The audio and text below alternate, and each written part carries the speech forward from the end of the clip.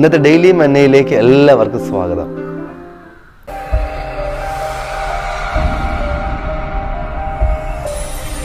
ഒരു വലിയ വിവാഹ വിരുന്ന് നടത്തുകയാണ്.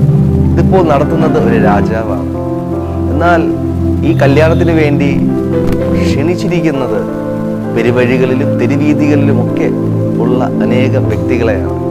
രാജാവിന് ഒരുപക്ഷെ അറിഞ്ഞുപോലും കൂടാത്ത ധാരാളം വ്യക്തികളാണ് ഈ വിവാഹത്തിലേക്ക് ക്ഷണിക്കപ്പെട്ടിരിക്കുന്നത്.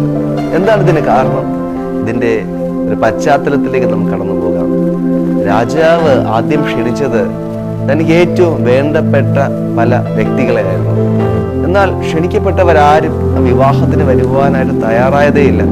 അവർ പല എക്സ്ക്യൂസുകൾ പറഞ്ഞ് വിവാഹത്തിൽ വരുന്നതിൽ നിന്ന് അവർ പിൻവാങ്ങി. അതുകൊണ്ടാണ് രാജാവ് തൻ്റെ ദാസന്മാരെ അയച്ച് തെരുവീതികളിലൊക്കെ കണ്ട നല്ലവരും ദുഷ്ടന്മാരുമായ ഒരുപാട് ആളുകളെ വിവാഹത്തിലേക്ക് ക്ഷണിച്ചു. അനേകർ ആ വിവാഹത്തിലേക്ക് കടന്നു വന്നിരിക്കുകയാണ്. വിവാഹശാല വിരുന്നുകാരെ കൊണ്ട് നിറഞ്ഞിരിക്കുകയാണ്. എന്നെ കേൾക്കുന്ന പ്രിയ സഹോദരങ്ങളെ, നമ്മൾ ഓരോരുത്തരെയും രാജാതിരാജാവായ ദൈവം ക്ഷണിച്ചിരിക്കുകയാണ്. ദൈവത്താൽ തിരഞ്ഞെടുക്കപ്പെട്ട ഒരു ജനത ഉണ്ടായിരുന്നു. അവരുടെ പേരാണ് യഹൂദ ജനം. എന്നാൽ യഹൂദ ജനം ദൈവത്തിൻ്റെ വ്യവസ്ഥയിൽ നിന്ന് മാറി ദൈവത്തിൻ്റെ പുത്രനായ യേശു കർത്താവിനെ ക്രൂശിച്ചത് നിമിത്തം ആ ദൈവിക തിരഞ്ഞെടുപ്പ് സകല മനുഷ്യരിലേക്ക് കടന്നു വന്നു. പ്രിയപ്പെട്ടവരെ, എന്നെ കേൾക്കുന്ന നിങ്ങൾ എപ്രകാരമുള്ള വ്യക്തിയാണെങ്കിലും ഞാൻ പറയട്ടെ, ദൈവം നിങ്ങളെ സ്നേഹിക്കുന്നു, ദൈവം നിങ്ങളെ കരുതുന്നു, ദൈവം നിങ്ങളെ തൻ്റെ പദ്ധതിയിലേക്ക് ക്ഷണിച്ചിരിക്കുന്നു. പ്രിയപ്പെട്ടവരെ, ഈ വിവാഹത്തിന് ക്ഷണിക്കപ്പെട്ടതുപോലെ നാം ഒരു പക്ഷേ ദൈവത്തിൻ്റെ മുമ്പിൽ ശ്രേഷ്ഠരല്ല.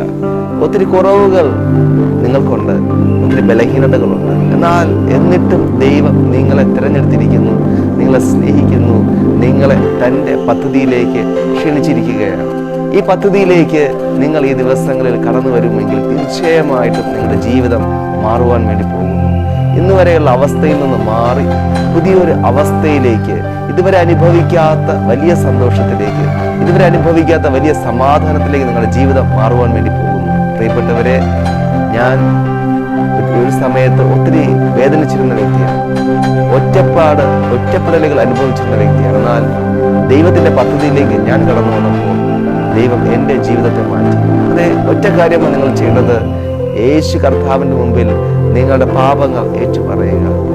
യേശു കർത്താവ് നിങ്ങളുടെ തെറ്റുകൾക്ക് വേണ്ടി 2000 വർഷങ്ങൾക്ക് മുൻപ് കാൽവരി ക്രൂശിൽ മരിച്ചു, അടക്കപ്പെട്ടു, ഉയർത്തെഴുന്നേറ്റു, ഇന്നും ജീവിക്കുന്നുവെന്ന് വിശ്വസിക്കുക.